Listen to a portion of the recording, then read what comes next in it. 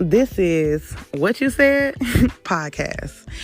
My name is MsTavie, and I rebranded my podcast for 2024. So if you are here, it's only because you want to hear some real stuff. Because here we talk about real life situations and ways to elevate and grow from the situations that we went through. There's no sugarcoating, no beating around the bush, none of that. No. We talk about real stuff, real life, real situations. And then we reflect on how to grow and how to elevate, not be stagnant. So, again, welcome and thank you.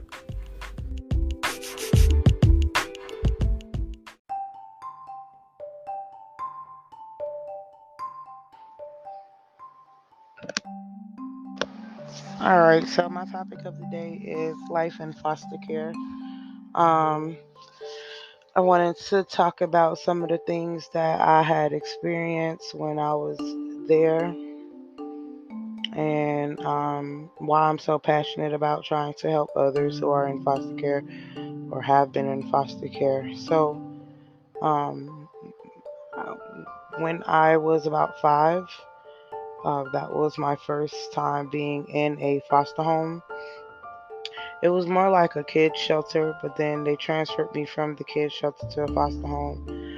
And I can remember how I ended up getting there was because I just remember, sitting on the front porch, crying my eyes out, and my neighbor called the police.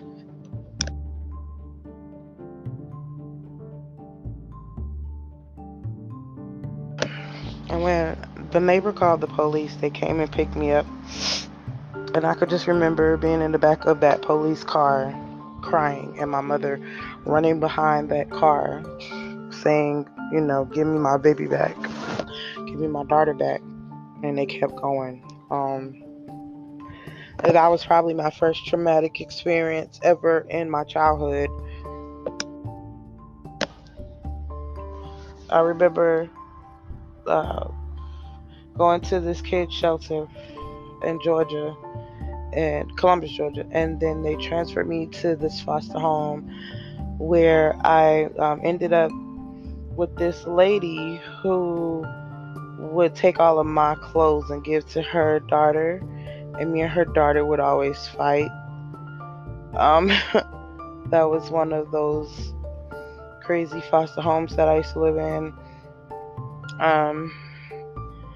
I remember another foster home that I used to live in. They made me stay out all day until it was time to eat. And then when I ate, I had to go back outside and stay out there all day until evening time. And then I got to come in. I remember one of my foster homes that I lived in. This one lady, she had already had a bunch of other foster kids and then her own kids. And I remember my first night at her house. I remember the water bugs, the big flying cockroaches. I remember one of them landed on me while I was in the bed, and I was so afraid. I was on the top bunk, and I was so super afraid. So I would sleep with the cover over my head from like that on out. This was also the same foster home where the lady would take her nails and dig them into my mouth, into like my top lip and my bottom lip to close my mouth to keep me from talking. I remember she used to make me sit out on the front porch, and at night I could feel the moth biting at the rubber bands that I had in my head. And this was the same foster home that I lived in that her grandson molested me, and that was the first time that I had ever got molested and raped. I did show out and act up so I could get sent to another foster home. um, and that was when I was in Georgia. And then when I ended up in South Carolina, because my father brought me to South Carolina to come stay with my mother after she moved up here to South Carolina. But I didn't get a chance to live with her. So I had to go stay with my grandmother. She was kind of older, so she really couldn't deal with me that much. So I remember, staying with her for a little while, and then I ended up back in foster care with different foster homes. Um, and the one foster home that I remember was like down this dirt road, and the lady didn't do much. She stayed in her room all day.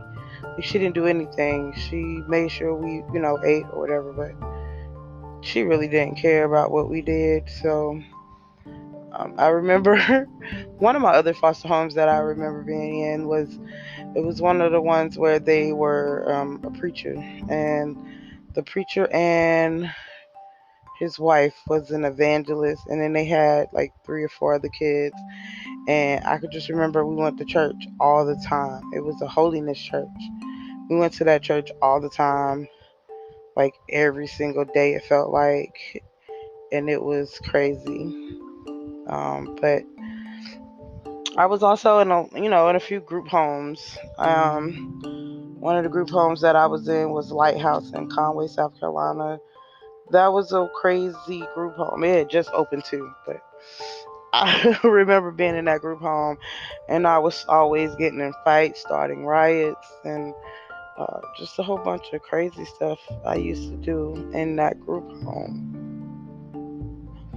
But a lot of the foster homes that I lived in were different and traumatic. One of the foster homes I stayed in, the lady, she didn't trust me, so she went and got me put on birth control. I was about 13, and or no, I'm lying. I was about 14. I was about 14 years old, and I just remember I tried to kill myself being in that foster home because I really wanted to be with my mother, and I seen all these other girls having relationships with their moms, and it used to make me feel bad. Um, so some life changing things that have happened to me that were life changing would probably be when I got molested. That was one of those things that if when I told someone they didn't believe me, or they felt that I had to have done something and I was a little kid, so I don't know how I had to have done something. And then another one was that no one really truly loves you. That was like one of those life lessons that people really truly don't love you. You know what I mean? Like, to be in these different foster homes, and they treated me like I was Cinderella, like to the third degree.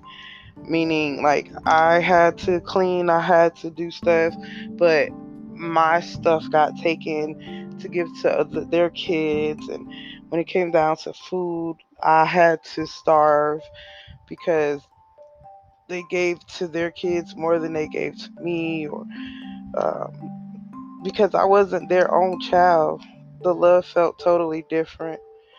And then moving from different foster homes, that was a life changing experience because it didn't help me at all. Like, I was very unstable my whole entire life as a child and up to an adult. And I literally can tell you that I've been in about 14, maybe 15 foster homes from the time I was 5 until the time I was 17. And I also been in like 2 group homes. I was in one independent living group home where they taught you how to be independent, but it really wasn't independent, you know? Like, you had to stay in this house, I guess. You had to stay in this house with a bunch of roommates. Y'all learned how to cook, you took classes, you learned how to clean and manage different stuff, and there was therapy. But it was like down this long dirt road in Aiken, South Carolina. So it really wasn't considered independent because there was always a staff there with you. And if you tried to run away, then they would come find you. And so one time I did try to run away, but like the house that was next to us was probably like a mile down the road from us on this red dirt road in Aiken, South Carolina. So I really can't say I learned anything from being there besides maybe how to cook. So, um, yeah, that would probably be what I learned from there. So, um, any good memories? I don't really have any good memories. I will say this: my last foster parent that I had before I signed myself out of the system, she, uh, so okay, so at an age like 15, 14, 15, people, no one's going to try to adopt you because you're almost at a legal age to sign yourself out. And then when you had a track record like I did, nobody really wanted you in their home. So my caseworker ended up finding this foster mom for me that stayed in Georgetown, South Carolina. And I remember her saying that everybody deserves a second chance. And she used to say, I'm not going to mistreat you because you deserve to be loved. And I didn't know what that meant because throughout all the foster homes that I've been to, no one really ever truly loved me at all. Well, maybe one.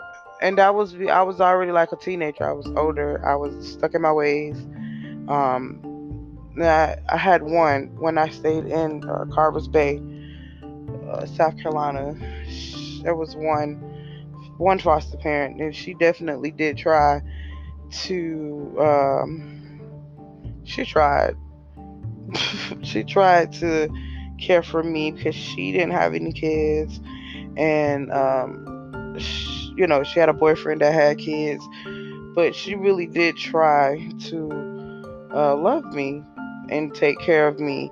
But I was just I was on a self destruction phase. Like I just didn't care about life. I was so self destructive. I was great in school, like making good grades, but I always got into fights. I always somehow ended up getting in some type of trouble because of my mouth. So like my track record for foster homes were ridiculous. But anyways, this last foster home that I was in, she really did care for me. She helped me with different stuff, like learning how to take care of myself as a female, and telling me like I didn't need to be on these medications that they had me on for ADHD. I just really needed someone to pay attention to me and to love me. And she did that. She really did that. Because of her, I was able to finish school because if I rewind back a little bit, because I switched to so many different foster homes, I also ended up going to so many different schools, which was causing me to fall behind, basically. Um, and again, the reason why I was going to so many different foster homes is because in school I was always getting in fights. Because if I'm a new girl at the school, they would try me because I'm a new girl. And everybody in this community or in this school know each other or cousins or family. So I was the one that was a newbie, and people would come up and try me, and I would defend myself and fight. So, bad excuse, but that's what happened.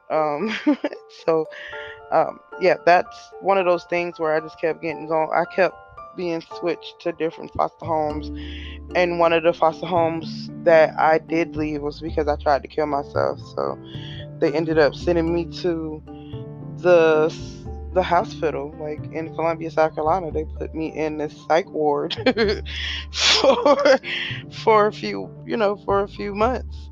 Because I tried to kill myself. I literally had a rope around my neck and I was passed the hell out. And when I woke up, I ended up in the hospital with a tube down my throat, and they took me from there, and they took me from the hospital and took me straight to Columbia, South Carolina, and put me right there on Bull Street.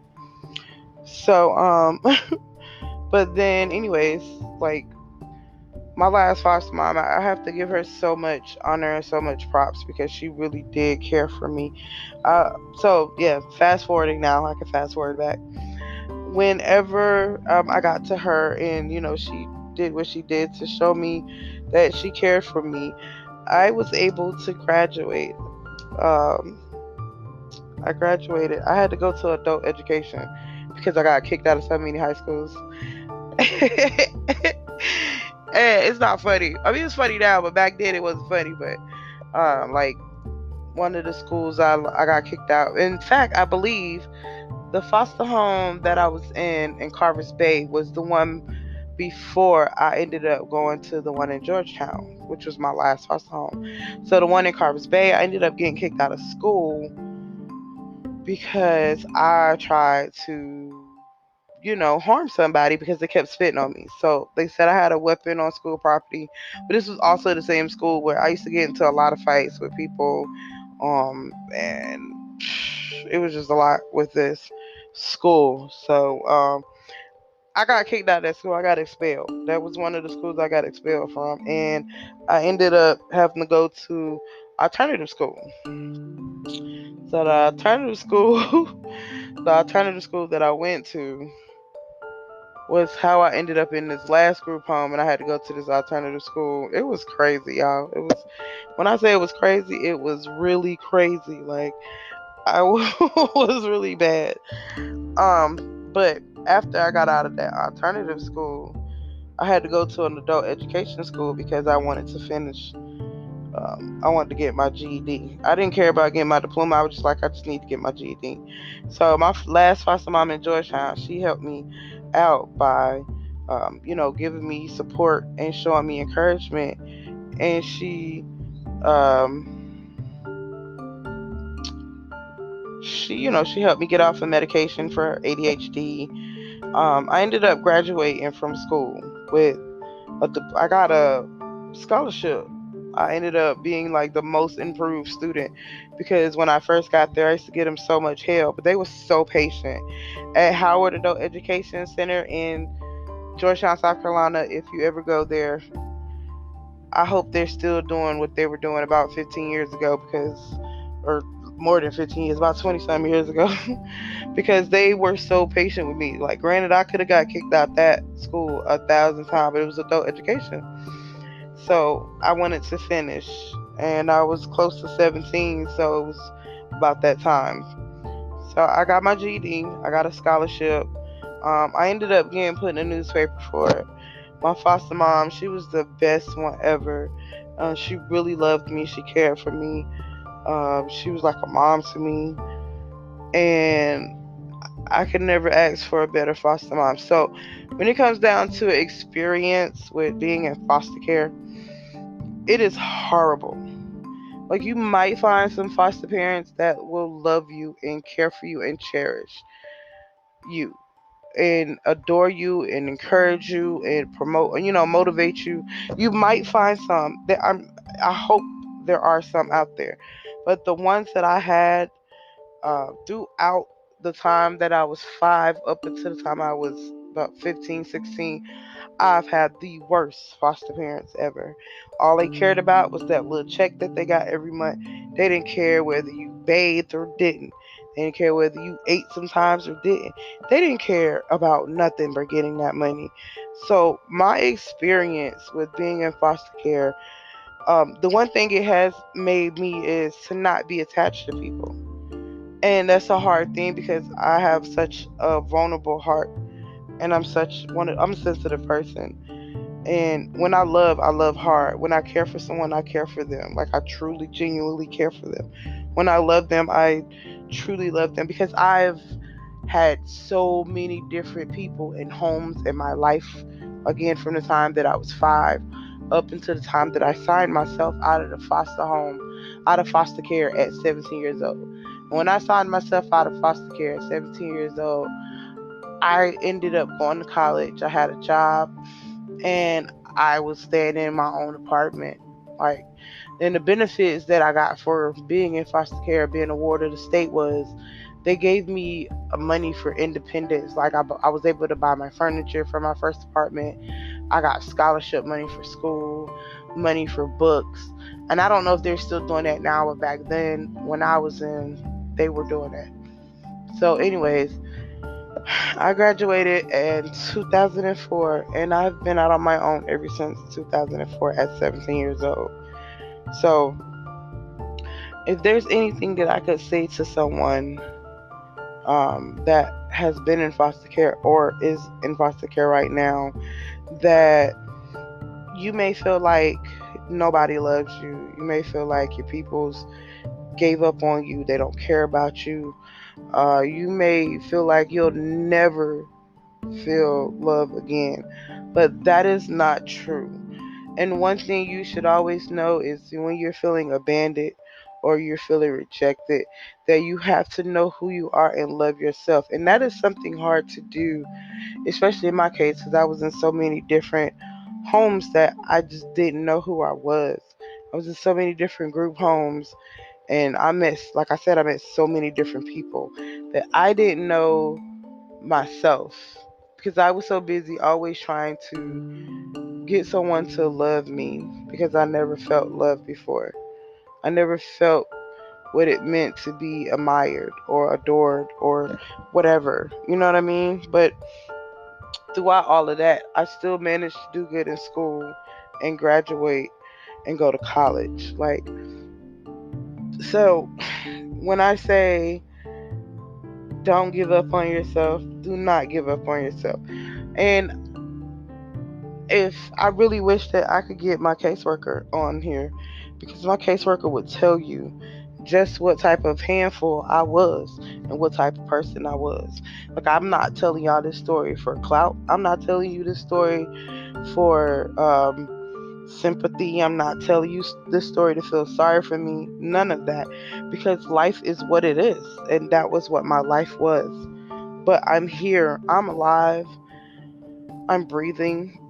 I'm 35 years old, about to be 36. I have 2 kids, a few businesses, my own home, my cars. I have things that I love to do. I have things that I love about me. And as many times as I've tried to take my own life, it's obviously not meant for me to take my own life. And I pray that no one else takes my life either. But I really, you know what I mean? So don't ever feel like no one loves you. And if you ever do get to that point, just learn how to love yourself. Learn how to appreciate who you are, accept yourself for who you are. And I'm not going to lie, like being in that situation that I was in from the time I was 5 up until the time I was 17, the bad things that I could say that has affected my life is I tried so hard to connect to different people. I didn't really know what love was, so I was in a lot of messed up relationships, or I've met a lot of females that I wanted to be friends with, and they really weren't my friend because I was trying too hard. I got married thinking that that was the right thing to do when it wasn't, because the other person was never ready to be married. I got attached to different people, and even church people who didn't really give two craps about me or my kids, but me especially. And I tried to fit in with them. I tried to connect with them. I tried to mold myself to be accepted by them, and that didn't help. It didn't help at all, like at all, because it made things worse for me at the end. So and I'm very sensitive. I keep saying that because I'm sensitive. Like, my feelings are sensitive. And it's because of the things that I've been through when I was a kid up until I signed myself out. So, you have to take the good with the bad. You have to find the good memories if there are any. And if not, create some good memories. Create good memories, yeah. Because when I sit back and think of all of that, it is amazing how I've been able to get through life. And it's amazing how I went through all of that and I'm still here. It's just, and again, it's overwhelming to know that you've been through so much and you're still here. Like, and there has been times where this has really, really depressed me because I felt that no one loved me. But nevertheless, anyways, I wanted to share my story because I wanted to let you know that you can make it too.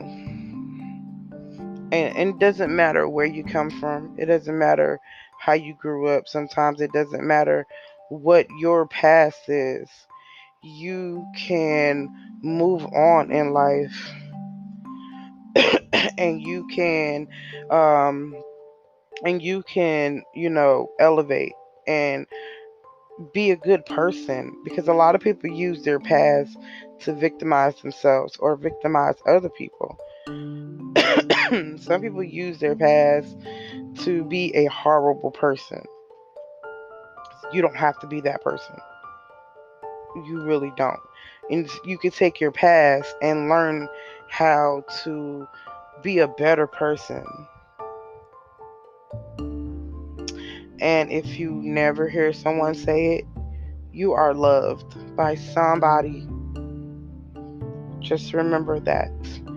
But I wanted to share my story, because I thought that it would help someone else. And being a foster parent also isn't easy. Like, say, I would never try to say anything bad about any foster parents, but I did have some horrible ones. I won't lie about that.